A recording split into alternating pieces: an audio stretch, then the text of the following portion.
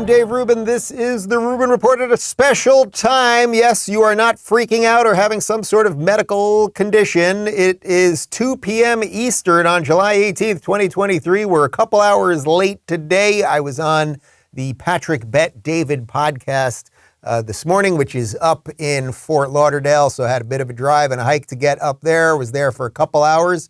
If you did not see it, we had a great conversation about Trump, DeSantis, Vivek, culture, the stuff. You can check that out on Patrick's YouTube channel. And we've got a big show for you today. As always, post-game show over at rubinreport.locals.com. And I think, if I'm not mistaken, that today is a Rubin Report first. I am doing the Dave Rubin travel outfit on the show. That's right. I'm wearing a t-shirt, not the open collar that you've come to expect and love and often send me very unpleasant messages about because you'd like to do things to me that you can't do. I don't know you, you don't know me. But people do love that. But today, this is Dave Rubin when I go to the airport. This is more of my travel look. There you go. So that is happening. And speaking of things that are happening, like as we speak, I guess just in the last 2 hours or so, some more legal nonsense, mumbo jumbo has happened related to President Trump. We'll cover more of it tomorrow because we already had the show basically set for today, but I want to cover it real quick in case you haven't heard. This is from the Daily Wire. Trump expects to be arrested, indicted by special counsel Jack Smith in 2020 election case. So again, I don't want to cover too much about it right now because I want to, do we have some more? Oh, we do have some more. Former President Donald Trump. I thought we were just doing a headline. Let's do it. Let's do the whole thing as long as we're here doing a show. Former President Donald Trump said Tuesday he has been informed by special counsel Jack Smith that he is a criminal target of a Washington, D.C. grand jury investigating his alleged efforts to overturn the 2020 election. Trump announced on Truth Social that he said he got a target letter Sunday night in which Smith's office offered him the opportunity to appear before the grand jury this week. The development indicates another indictment could be on the way, although it does not say what charges Trump would face. He is under indictment in Manhattan in connection with an alleged hush money payments to Stormy Daniels and in Florida, where Smith's office accused him of mishandling sensitive documents. So obviously this is not going anywhere. We will continue to cover it. Do want to mention that the Florida case has nothing to do with the state of Florida. It is a federal case. I would also say broadly on all of this, we need to understand more so what the specific charges are. If the charges are that he incited a riot, I mean, they are going to have a hell of a time getting him on that because he repeatedly said you can go and you can protest, but do it peacefully, et cetera, including tweets that he sent out that were subsequently taken down and a bunch more. I would also say broadly, this is nothing but a witch hunt. It continues to be a witch hunt. And for these people that are doing the witch hunt, it seems fairly obvious to me, you guys either want Trump to stay in the news so that he gets the nomination because you think he's easier to beat than, say, one of the other guys, or you're actually trying to jail him, in which case you're not good people.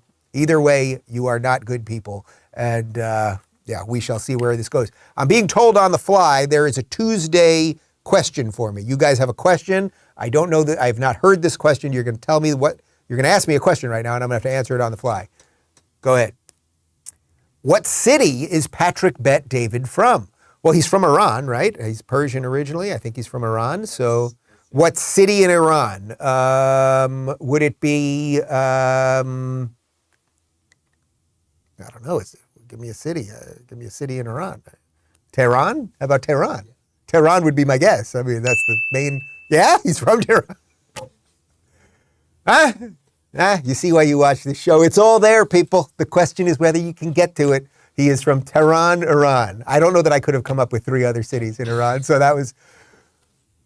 All right. The theme of our show today is Hollywood crumbling right now and how that's connected not just to the woke thing, but the sort of broader collapse of all of our institutions. As you know, Hollywood writers are going through a strike that now many actors are jumping on board. This is also connected to the sports world. And perhaps it is good as these things crumble because we need some new things. And I think, ladies and gentlemen, that we've got a solution to combating the lunacy. We'll get to that at the end. Let me talk to you about Patriot Supply, and then we'll get to it. Why are so many people buying emergency food right now? Well, as tensions continue to escalate, our fragile food supply chain could break down again. One shocking headline spreads panic like wildfire, and grocery stores are empty within hours. This means you really need a proper supply of emergency food on hand before disaster strikes. You'll breathe easier knowing you can feed your family in crisis. Go to preparewithrubin.com for your 1-week emergency food supply. My Patriot Supply is the nation's largest preparedness company with millions of happy, worry-free customers. It comes in a nifty ammo can that's loaded with delicious foods. There's no need to skimp on meals because they offer 2,000 calories per day. Don't skip the special $30 savings available this week only on the 1-week emergency food supply. Go to preparewithrubin.com. That's preparewithrubin.com. And now back to me. Okay, so let's dive right back into it. I mentioned last week, because we covered a story related to former NBA star, now quite excellent sports broadcaster Charles Barkley, that I like Charles Barkley a lot. I actually like Charles Barkley more as a broadcaster than I liked him as a player. He didn't play a lot of defense. I liked some teams that were going against him, particularly the Rockets when they were going against the Suns in '95. But Charles has become an excellent broadcaster. He's funny as hell. He is outspoken. For the most part, I really like this guy. But he seems to be a little confused related to some of the woke topics. The thing we hit him on last week was that after the affirmative action decision was made by the Supreme Court, Barkley announced that he was going to donate $5 million after his death, so not right now, but after his death, $5 million for black kids to get scholarships to Auburn. And it's like, I don't know why you're still focusing on race. And also, Charles, hopefully you have another 50 years on this planet. If we're still focused on this shit 50 years from now, where you just want black kids to get into school, it's like, this is a problem. Also, $5 million 50 years from now is probably going to get one kid into college, because that's how expensive college will be. Anyway, so he kind of missed the mark on that, but he's missed the mark on something else. And I think it's worth noting because he is sort of, I would say, culturally relevant. This is a headline from the New York Post. Charles Barkley defends Bud Light, slams Dylan Mulvaney critics as rednecks and assholes. The former NBA star turned television commentator was seen in a video clip that went viral on social media chastising those boycotting Bud Light. We've got a quote from the New York Post, and then we've got some video for you. All you rednecks or assholes who don't want to drink Bud Light, F y'all, the outspoken television commentator told a cheering crowd at a bar in Lake Tahoe, California, where he was playing in a celebrity golf tournament over the weekend. Let's take a look at that video, and then we shall dissect. This. I want y'all to drink this beer. I want y'all to drink this beer. I got 3 cases of Bud Light. Hey, and I want to say this. If you're gay, bless you. If you're transgender, bless you. And if you have a problem with that, you. Brave. Powerful and brave. Now, first off, I don't have a problem with gay people. I've noted once or twice before my husband's gay. Okay, that's one thing. I don't have a problem with trans people in that if you are an adult and wish to dress however you want, live however you want, it's not my thing. I don't think you should be encroaching on children and all of those things, but you can live how you wish to live. And if you treat me with respect, I'll treat you with respect. The problem is that respect is a two-way street. That seems to be lost on a whole bunch of people. The issue when he says, all right, if you're gay, God bless you. Okay, that's fine. If you're trans, God bless you. And he says, if you have a problem with that, F you. Now that's the problem, because what he's confused by, and this is what I think a lot of the wokesters and even the people who sort of potentially at some level understand what's really going on here, what they miss is that it's not that people necessarily have a problem with trans people. People didn't have a problem with trans people until all of this nonsense related to kids and Drag Queen Story Hour and all of the books that are in schools and Disney pushing this stuff and everything else. So for him to flippantly dismiss it, like, if you're gay, God bless you, and you're trans, God bless you, and if you don't agree, F you, like, you're not addressing what the real issue is. It's just such like a simplistic, nonsensical version of what really is happening there. And I would hope that Charles Barkley that if he had a young child, I think he has a couple kids if I'm not mistaken, if he had a young child and his young son suddenly thought he was a girl, I hope that Charles would fight the machine as it tried to chemically castrate his son or change the child's pronouns or put the child on hormones and all of the stuff. And he probably would. He probably would. So it's not, this is one of the things the left does really well. It's like you either love everybody or you're an evil MFer. And we have to stop playing that game. But that game, whether it comes to gender and sexuality and this nonsense or race, it does not seem to want to let go. So I want to read you this tweet this is a Washington Post reporter, a Washington Post journalist by the name of Emily Yahr. She writes, as Luke Combs' hit cover of Tracy Chapman's Fast Car dominates the country charts, it's bringing up some complicated emotions in fans and singers who know that Chapman, as a queer black woman, would have an almost zero chance at that achievement herself. Now, you might remember the song Fast Car by Tracy Chapman because it was a massive hit when it came out 30 some odd years ago, and Community Notes, the fact-checking apparatus of Twitter, made note of that. Fast Car by Tracy Chapman was nominated for 3 Grammy Awards, including Record of the Year and Song of the Year. She won for Best Female Pop Vocal Performance and Best New Artist. Oh, and she has 7 other nominations for Grammy Awards and 2 other wins. So the way that the Washington Post frames this is because this white guy, because what they're saying is he's a white guy, he's, country singer, he must somehow also be a white supremacist, some of that nonsense. He's going to make a whole bunch of money and win a whole bunch of awards on this song, this Tracy Chapman song. And but she did win a whole bunch of awards and she became super rich on it. And then here's the best part. Not only did they get fact-checked, Washington Post and that ridiculous quote-unquote journalist, but even Tracy Chapman herself is speaking out against this nonsense. Here is a quote that she gave to People. Chapman, 59, spoke about the cover in an exclusive statement to Billboard, writing, I never expected to find myself on the country charts, but I'm honored to be there. Praising the new version by Combs, 33, she continued to the outlet. I'm happy for Luke and his success and grateful that new fans have found and embraced Fast Car. So do you see what the machine does with absolutely everything? I didn't know she was queer, but okay, you've got a queer black woman who is a multiple Grammy winner. She's got to be a millionaire making tons of money still on residuals and all of that stuff. A young country singer, and this guy he's a major star right now. He comes in, does a cover of it. She gets residuals on that stuff. It's not like he's just jacking the song and that's it. Everybody's making money. Everybody gets to hear more of her songs. Washington Post, the machine, the corporate press machine, decides to make it about race and racism and opening up conversations about queer, blah, blah, blah. And it's all BS. It's all BS, much like, remember the story we covered last week about Jonah Hill, who sent out very tepid text to his girlfriend saying, hey, I'd prefer you not put out nude pictures, and these are the things that I need if you want to be in a relationship with me. And then all of the mainstream media said he was a misogynist and he hates women and blah, blah, blah. This is what they do with everything, and they do not stop, right? So Hollywood, which is in complete free fall right now because of the writer's strike. Did you even know, you person watching this right now on the other side of that screen, do you even know that the late night shows are not even on right now because there are no writers, because the writers are on strike? Does anyone watch those shows? Is there anyone that's out there like, where's Colbert? I can't fall asleep. I just can't imagine. But anyway, Hollywood's on strike. It's a big issue, but the wokeness in Hollywood is not going anywhere. And what is the epicenter of the woke?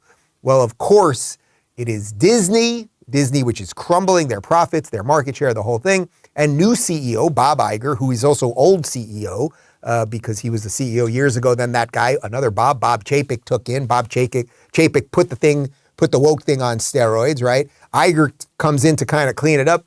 Here he is talking about DeSantis and trying to tell people that Disney's not actually woke and they're not sexualizing kids. You see if you believe him. What about DeSantis, who's going to be on the hustings, so to speak, for the next year? And he's made this a part of his campaign, attacking Disney, saying it's a woke corporation. We've put the company on a pedestal, but they've really embraced the idea of getting the sexualized content in the program line that I'm not willing to cross. I mean, that's what he said. I quoted DeSantis there. How do you respond to that?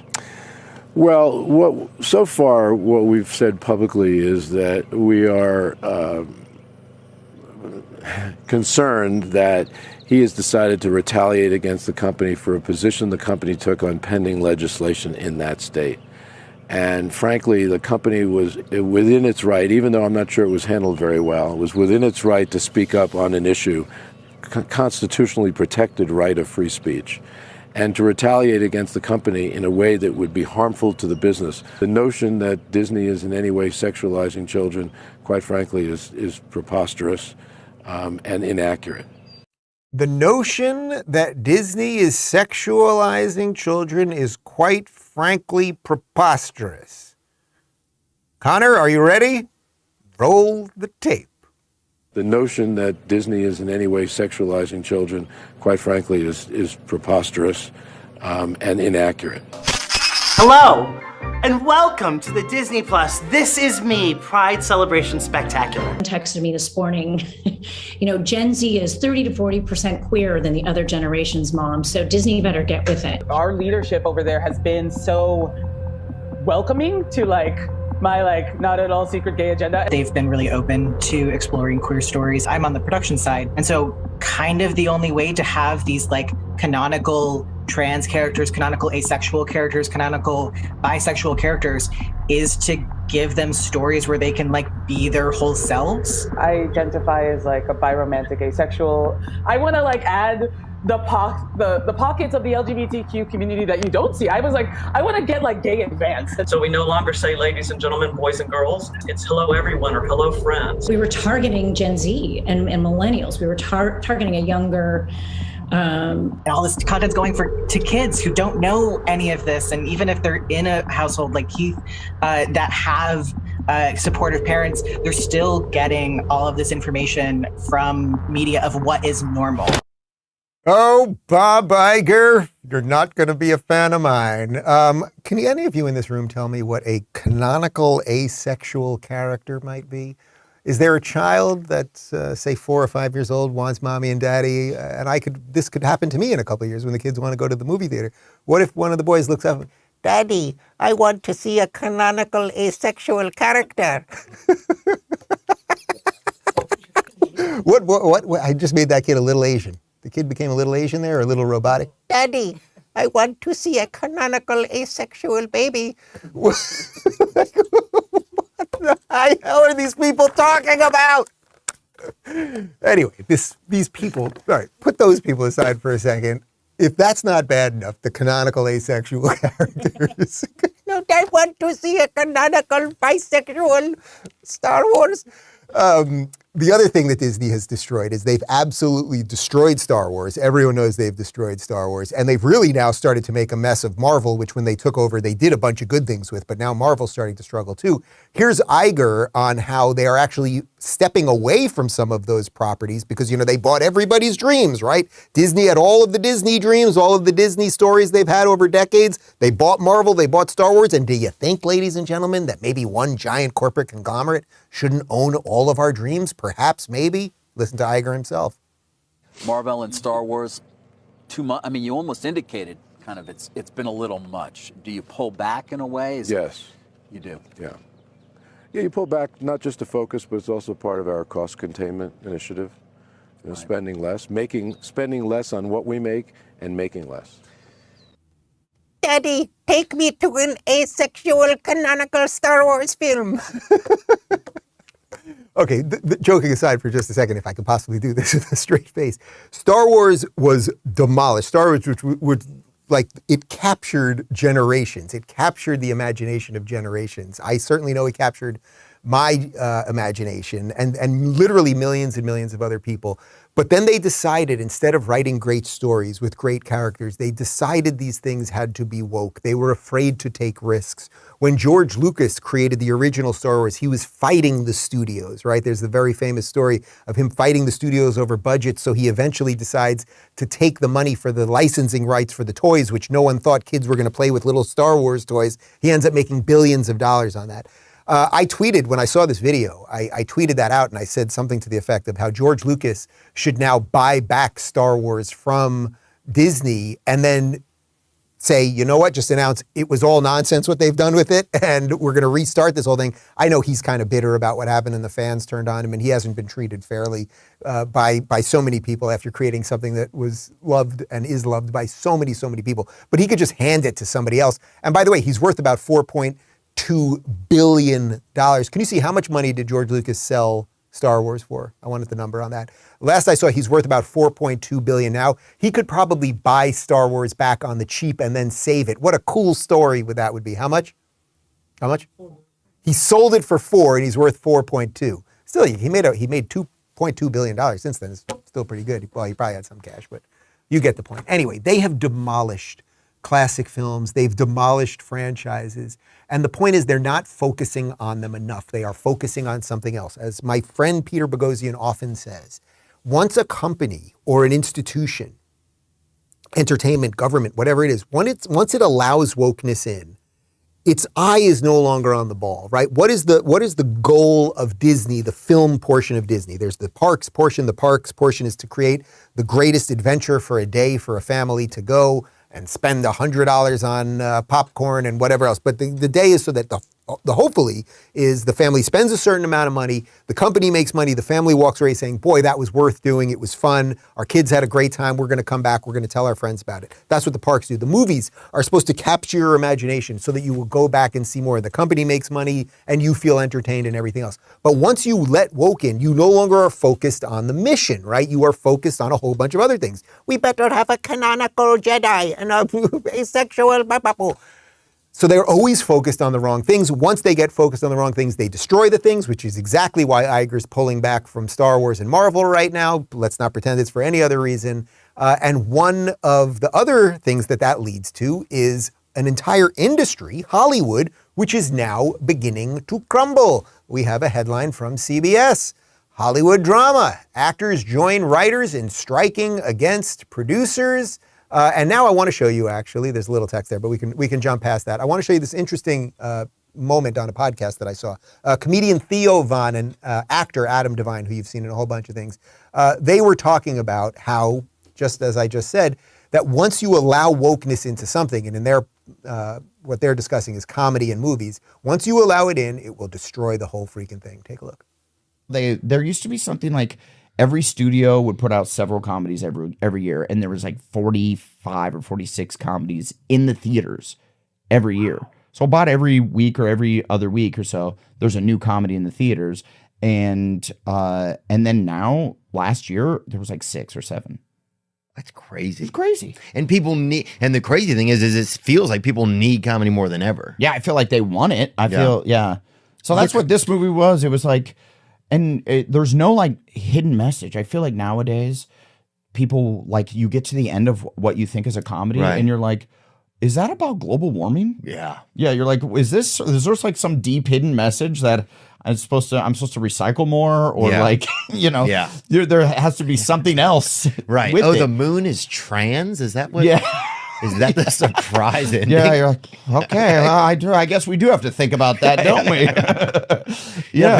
I agree. There's a lot of there was a great movie. And that's what your David Spade and your movie is about. It is, yeah. Trans Moon. Yeah. You guys are just the people to spread that message. Oh, it's about transportation. It's about a lot of vehicles admitting who they really are. Yeah, cars wanting to be motorcycles wishing they were scooters. Yeah, it's where things are. You guys get it. They push out all of this nonsense. Trans this, trans that. There were 5 Transformer movies. More than meets the eye. You see what I did there? Not the funniest thing I've ever said. Kinda, you could have put in a sound effect of a wah, wah. Do we have a wah, wah? We should have one of those. No, okay, I'll take that. Now the issue, they're actually making a good point though. If you think about what entertainment really is, so think for you guys, what is your favorite comedy movie of all time? Mine is Naked Gun without question. Naked Gun, which was the next version of, to me it was Airplane on steroids. I was 13 years old when I saw it. I thought it was the funniest freaking thing in the history of the world. I remember seeing it in the movie theater. A fat man who was sitting in front of me in the aisle seat actually fell out of his chair into the aisle, from laughing so hard. But whatever your favorite movie is, whether it was Naked Gun, Airplane, Best in Show, whatever you love, like they weren't trying to teach you anything. They were trying to make you freaking laugh. Seinfeld's probably the best example of that as a sitcom. It was never trying to teach you anything. It was just going for the laugh. We can all think back to the sitcoms that every now and again, like every 8th episode would suddenly be, oh my God, that guy did crack and what we have to teach a lesson now, like these corny things. But that's not what this should be about. Now, so you might go, well, why is it?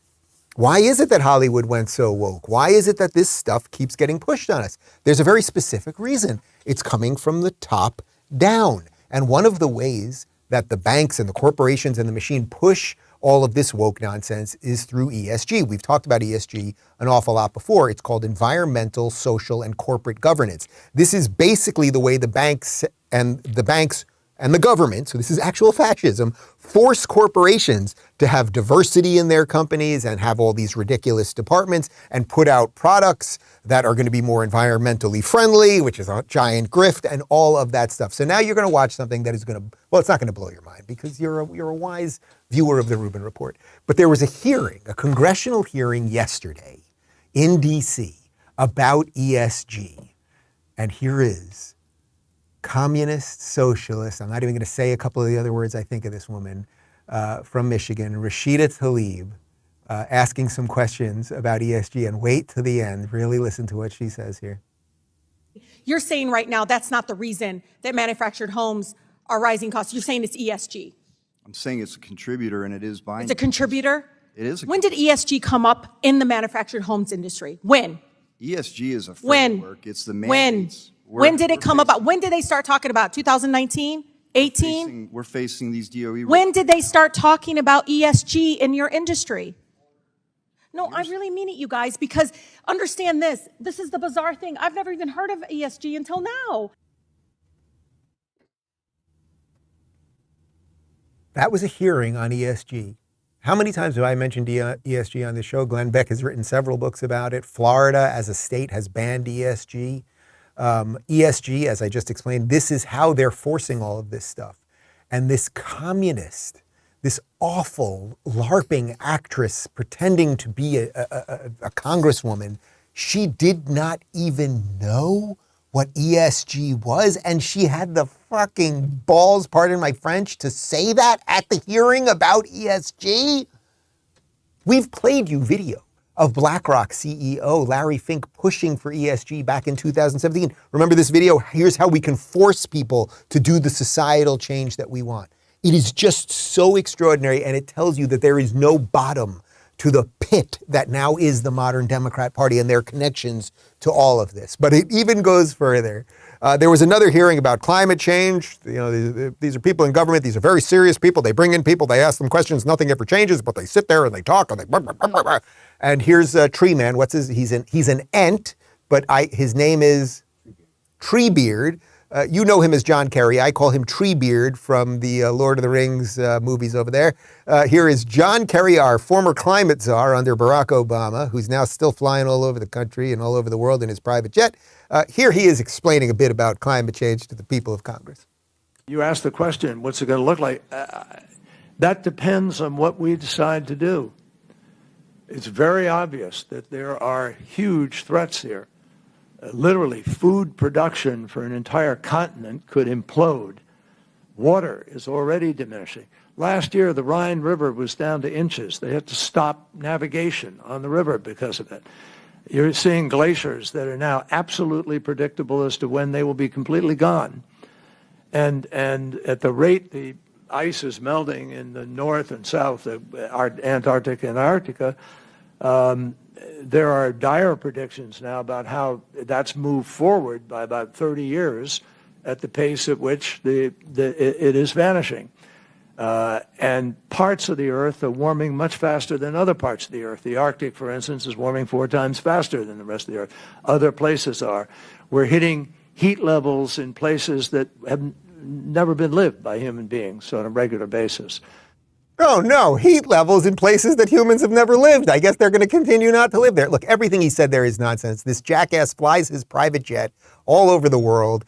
They live in a way that they would never allow you to live. You have nothing to worry about, and don't worry, they're not worried about it either, which is why Barack Obama lives on a 30-acre estate on the water in Martha's Vineyard. Don't worry, no illegal immigrants over there. But now here's the kicker of this freaking thing. They asked John Kerry about him flying his own private jet around the world to talk about climate change, and you will just love this freaking answer. So I just don't agree with your facts, which began with the presentation of one of the most outrageously persistent lies that I hear, which is this private jet. We don't own a private jet. I don't own a private jet. I personally have never owned a private jet. And obviously, it's pretty stupid to talk about coming in a private jet from the State Department up here. Just honestly, if that's where you want to go, go there.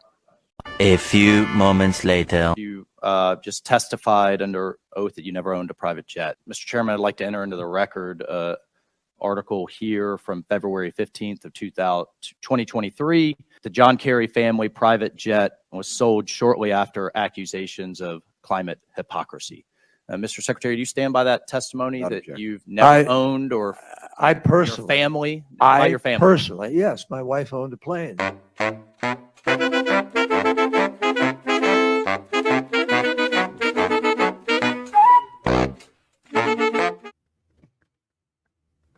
Oh, I completely forgot my wife owned the plane. Yeah.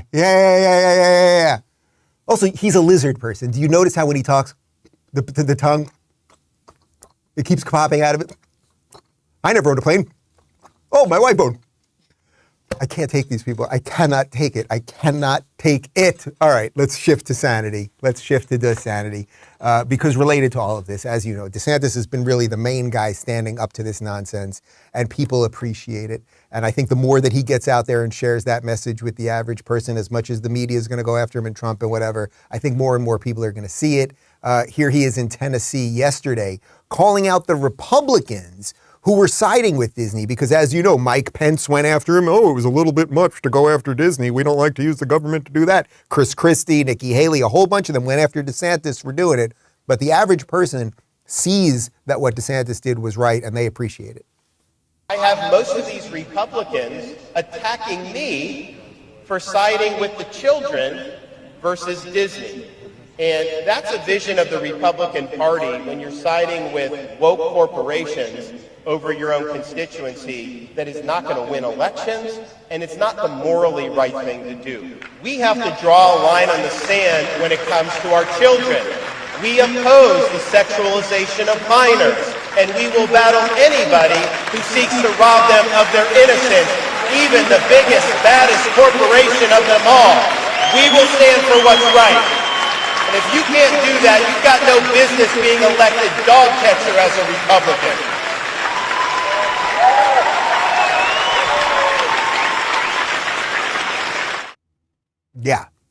Yeah. See, I don't have to make any crazy comments, talk about canonical asexuality or anything. Yeah, it's just simple, and you know it, and you get it, and the people appreciate it. Okay, fine.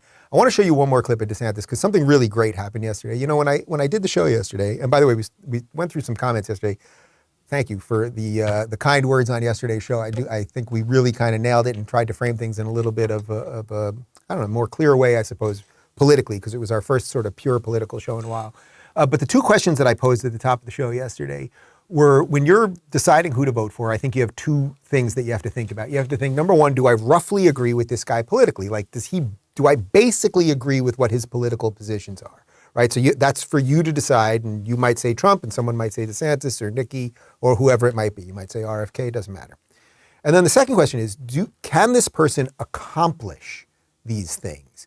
Do you believe that they have a track record and the ability to go ahead and accomplish the things that are the issues in question number one? Obviously, I think that's DeSantis. Now, what's interesting that's going on right now is there is a war, there is an absolute war brewing in the Republican Party. And that war is, do we go and do the Trump thing again, or do we do the new blood DeSantis thing again? That really is what it all boils down to. There's a lot of other characters, and everyone's playing their role and all that. But there was a really interesting moment yesterday with DeSantis doing a Q&A with a nice woman who asked him a question in a really beautiful way. And I think this captures a lot of what probably all of you are going through. Take a look. I was invited to come today to listen to you by this gentleman, Representative Moss. I'm a very hardcore Trump supporter,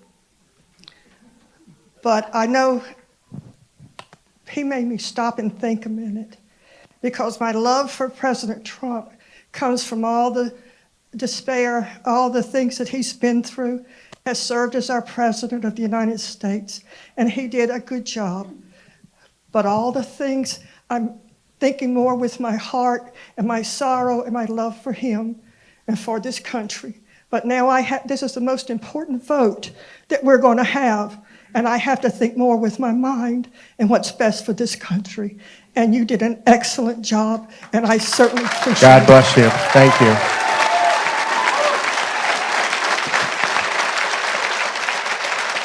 And I appreciate that. And, I agree with you. I appreciate what President Trump did. How they treated him with things like Russia collusion was a disgrace. And he was treated wrong. He was treated in ways that were unconstitutional. But here's the thing. The question for us now is, what are we going to do about it? And we need to end the weaponization of government. I will get that done. It's not about me, it's about you. It's about me standing up for you and standing up for this Constitution and restoring this country to what the Founding Fathers envisioned. And we will get it done. We will be focused, we will be disciplined, and we will make it happen. Okay, now watch this, ladies and gentlemen. What you just saw right there was a voter, a citizen of the United States, respectfully and honestly saying exactly what she believes. She freaking loved Trump. Trump was treated horribly. Now she believes there's a new way to go. Then you saw the candidate say he appreciates what Trump's done. He believes there's a new way to go, and it's done respectfully and all of those things. Now I want to throw back to something we showed you at the top of the show, which was not done respectfully, and then I think I'll show you the way out. So here's Barkley again earlier. Take this. I want y'all to drink this beer. I want y'all to drink this beer. I got 3 cases of Bud Light. Hey, and I want to say this. If you're gay, bless you. If you're transgender, bless you. And if you have a problem with that, you.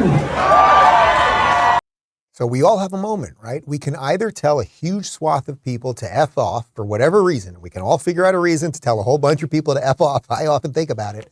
And sometimes I do it on this show. Or we can do what that woman and DeSantis did right there, which is appreciate good people for their moment, and then perhaps, and then this is up to you guys, decide whether it has to be that person going forward, or is there someone else, or what is the difference between voting with your heart and voting with your brain, or can you combine those two things or meet in the middle or whatever it is? And the other way we can defeat this thing, not only by being a little bit better and not telling everybody to F off, is do some of this, fight a little of this with with humor. And that's exactly what Roseanne did yesterday on Piers Morgan's show. What is a woman? A woman is me.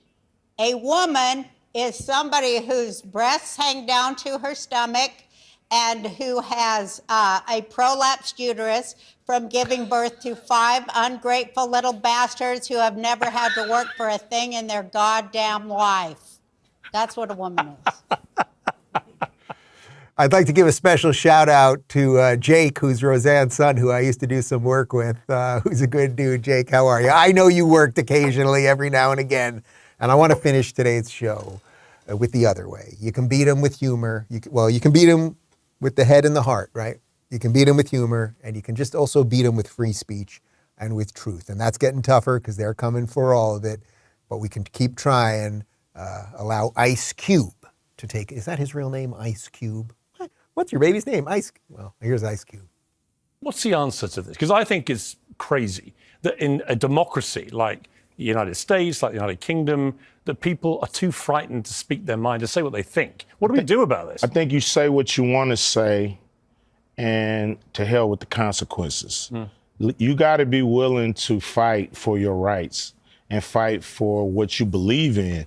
And if you're a person who believes in freedom of speech, you have to fight and say what you feel and let the chips fall where they may, and stand on that. And, you know, it may not be an easy road, but I think you feel better about yourself when you say what needs to be said at the time it needs to be said, and not afterwards where you go home and think, I should have said this when that guy was there, or when I was there, I should have said that and I didn't. That haunts you more.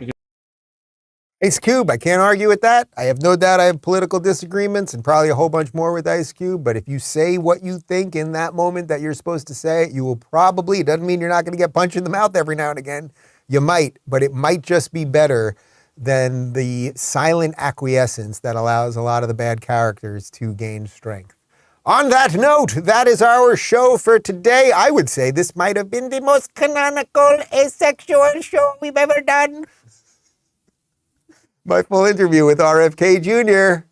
is up on the computer machine. You can find it. I know you can. And we've got a post-game show for you in about 36 seconds at rubinreport.locals.com. And we leave you with noted alt-right leader, Mr. Rogers. Boys are boys from the beginning. If you were born a boy, you stay a boy. Girls are girls right from the start. If you were born a girl, you stay a girl and grow up to be a lady. Everybody's fancy, everybody's fine. Your body's fancy, and so is mine. Only girls can be the mommies. Only boys can be the daddies. Yes, sir. Everybody's fancy, everybody's fine.